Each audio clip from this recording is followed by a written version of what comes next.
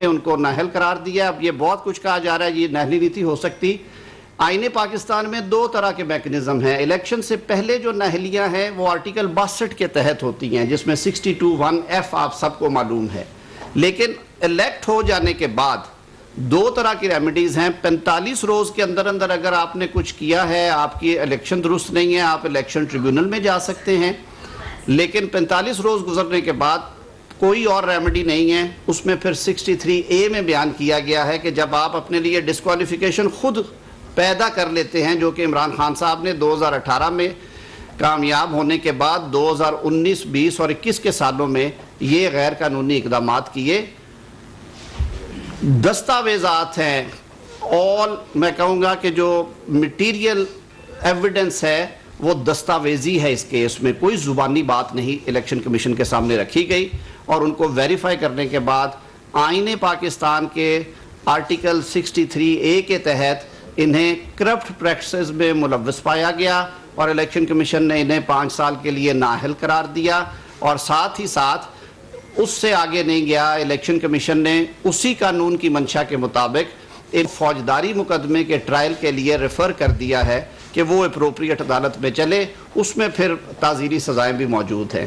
तो मैं समझता हूँ कि इस तरह के फैसले के बाद इस पर रिएक्ट करना इस तरह से कि आप जत्थे लेके शहरों पे हमलावर हो रहे हैं, आप लोगों की ज़िंदगियां जीवन करने का सोच रहे हैं, आप कहते हैं जी हम जैम कर देंगे हर चीज़ को। आपने इलेक्शन कमीशन के बाहर जो आज हाल किया है, गोली चलाने से भी एतराज़ नहीं किया।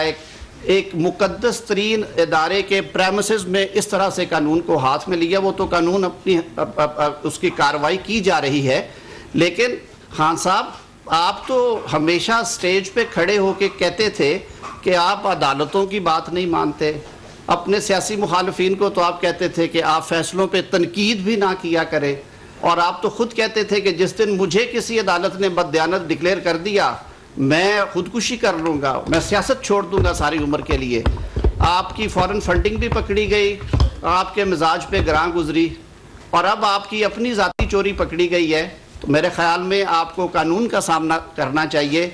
जत्थे लेके लठ बर्दारियाँ करना, गोली चलाना, लोगों की ज़िंदगी जो है उसे जीरन बनाना, ये किसी कौमी रहनुमा को ज़ेब नहीं देता। बिस्मिल्लाहिर्रहमानिर्रहीम। आज मैं समझता हूँ कि पाकिस्तानी कौम के लिए बहुत एक खुशी का दिन है और पूरी कौम को शुक्राने के नफल भी अदा करने चाहिए कि एक फितने से पाकिस्तानी कौम जो है वो आज़ाद हुई है। और एक ऐसा शख्स जो अपने आप को इतने साल सादिक और अमीन कहता रहा, आज साबित हुआ कि ना वो सादिक है ना वो अमीन है। उसने एशट्रे से लेके, पिरच प्याली से लेके, छोटी छोटी चीज़ों से लेके जो पेटी मैटर्स हैं, आई वुड से कि पेटी थीफ वाली जो हरकतें हैं, वहाँ से लेके करोड़ों रुपए की जो घड़ियाँ हैं वो उसने फ़रोख्त की। और आज मैं समझता हूँ कि पाकिस्तान में आइन और कानून का बोलबाला हुआ है। और जिस तरह से मोहतरम लॉ मिनिस्टर साहब फरमा रहे थे, ये दुरुस्त है। और अभी तो उसका 18-19 का गोशवारा जो है वो खुला है। 19-20 का गोशवारा भी बाकी रहता है। 19-20 के बाद 20-21 का गोशवारा भी बाकी रहता है। उन गोशवारों में भी जिस तरह उन्होंने फरमाया कि ये मुकम्मल झूठ बोलते रहे, दबाव डालते रहे, कैबिनेट डिवीजन के जरिए दबाव डाल के ये इंफॉर्मेशन जो थी इसको रोका जाता रहा कि ये इंफॉर्मेशन जो है ये पाकिस्तान इंफॉर्मेशन कमीशन के खिलाफ रिट पिटीशन में कैबिनेट डिवीजन गई। आप ये देख लीजिए कि कैबिनेट डिवीजन के ऊपर दबाव डाला गया, अपने ओहदे का नाजायज इस्तेमाल किया गया, मिसयूज ऑफ पावर की गई, मिसयूज ऑफ अथॉरिटी की गई। और उसके बाद भी जब इस्लामाबाद हाई कोर्ट के एक मौजूद जज के ऑर्डर के ऊपर जब वो रिकॉर्ड सामने आया तो फिर पता लगा कि जो मौसूफ है ये झूठ बोल रहा था और पाकिस्तानी कौम के साथ ये पूरा एक ड्रामा रचा रहा था। और आज जब हम वहाँ पे इलेक्शन कमीशन से निकले, मैं ज़्यादा बात नहीं करूँगा, मेरे पे कातलाना हमला, तारड़ साहब मेरे साथ बैठे, हम पर हमला किया गया, फायर भी किया गया। क्योंकि मैं कुछ देर मैं निकल चुका था तो मैं निकल ही रहा था, पीछे से मुझे भी फायर की आवाज़ आई है। अता साहब वहाँ पर भी मौजूद थे। तो जिस तरह की ये हरकत की गई है, मैं खान साहब से कहता हूँ कि आपने पाकिस्तानी कौम की ये तरबियत कर दी है कि आपने पाकिस्तानी कौम, हम सियासत में नुक्ता एतराज़ के ऊपर हम अपना जमहूरी इख्तियार वोट देने का इस्तेमाल करते थे और वोट की ताकत के जरिए अपने मुखालिफ को शिकस्त देते थे। आपने पाकिस्तान की सियासत के बीच में वो जो 126 दिनों का धरना आगाज किया, उस 126 से लेके आज तक जो इंतहा पसंदी, शिद्दत पसंदी, नफरत की सियासत आपने पाकिस्तान में जिसको जन्म दिया है, आप इसकी आग से नहीं बचेंगे। ये आग आपके घर तक भी पहुंचेगी। और मैं आपको बहुत ये क्लियर बात कर देना चाहता हूं कि अगर आपने और मैं आप पे FIR करवाऊंगा, मैं आप पर अपने पर कातलाना हमला करने की FIR करवाऊंगा, आपके कारकुनों पे करवाऊंगा। और आपको मैं देखता हूं कि आप किस तरह से अब आप आगे आए और करें मुकाबला। आप लोग जो हैं, आप लोगों को शराफत की जुबान समझ नहीं आती। आपको आपकी जुबान में हमें समझाना आता है और हम अब आपको आपकी जुबान में समझाएंगे। किसी गलतफहमी में ना रहें कि यहां पर अब फिर आप वही ड्रामा करेंगे, चढ़ जाएंगे, लश्कर कशी करेंगे, चढ़ाव कर देंगे, पार्लियामेंट पे हमला कर देंगे। अब आपके वो दिन जा चुके हैं। अब आप वो ज़हन से निकाल दें कि अगर आपने अपने जत्थों के जरिए हमला करवाने की कोशिश की तो आप भी सलाखों के पीछे होंगे। ये इलेक्शन कमीशन की जो सजा आपको हुई है, वो सजा तो बाद की बात है। उससे पहले हम आपको इससे अंदर आपको जेल में लेके जाएंगे। हमारे पास वीडियो फुटेज मौजूद है। आपके कारकुन गेट के ऊपर इस तरह से हम पर हमलावर हुए।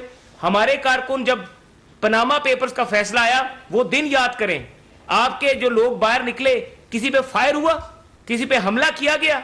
आप लोगों ने तो आज पाकिस्तान के आइन और कानून का मजाक उड़ा के रख दिया है।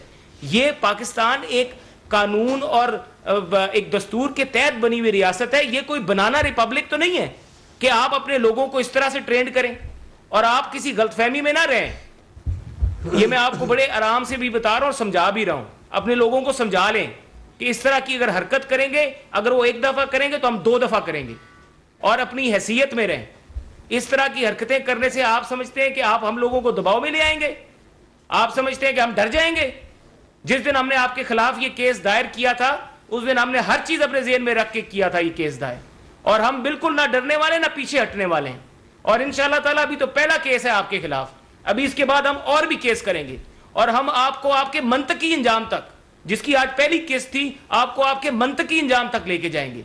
और फिर आप देखते हैं, फिर मैं देखता हूं आप क्या करते हैं।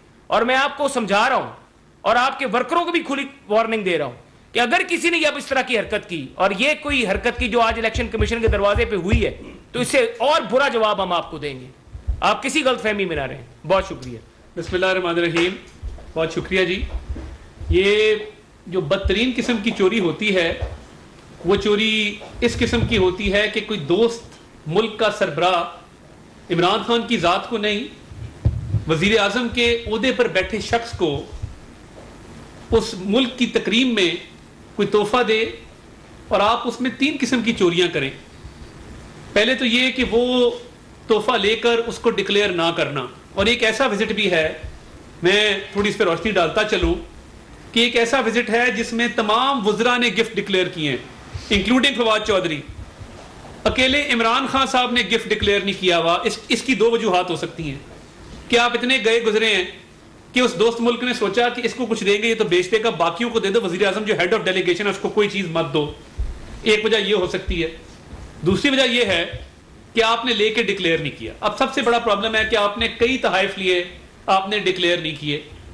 डिक्लेयर ना करके दूसरी चोरी ये की कि उसको बेचा। उसको बेचना बहुत बड़ा जुर्म है। अब जब उसको बेचा, उसको बेचने से जो रकम हासिल की थी वो ना अकाउंट में जमा कराई, ना डिक्लेयर की। अब through out the course of proceedings क्या इमरान खान साहब के वकील अली जफर साहब ये बताना पसंद करेंगे कि जब उनसे बैंक अल फलाह के उस अकाउंट का नंबर मांगा जाता था कि हमें बताएं कि जो आपने तोहफे बेचे हैं, बकौल आपके, आपने उसके पैसे बैंक अल फलाह के अकाउंट में जमा कराए? 25 दफा पूछा गया है, उसका कोई जवाब नहीं है कि बैंक अल फलाह के अकाउंट में गए नहीं गए। यहां तक कि इनकार कर दिया गया कि हम स्टेटमेंट ऑफ अकाउंट नहीं देंगे, हम बैंक अकाउंट का नंबर नहीं देंगे। जो इलेक्शन कमीशन को बैंक अकाउंट का नंबर दिया गया उसमें हिस्सों की हेर फेर की गई, नंबर आगे पीछे किए गए कि कहीं इलेक्शन कमीशन वो बैंक अकाउंट की तफसील हासिल ना कर ले जिसमें बकौल हमने तोशा खाना के गिफ्ट फरोख्त करके पैसे जमा कराए, हकीकतन नहीं कराए थे।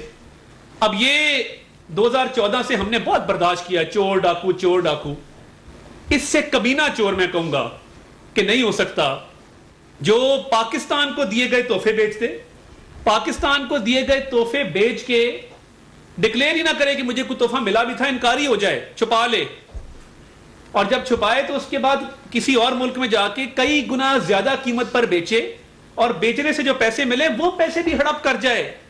ये बदतरीन किस्म की चोरी है जिसकी तारीख में मिसाल नहीं मिलती। आपको वज़ीर आज़म बहुत नजर आएंगे तारीख में, और तोहफे भी मिलते हैं।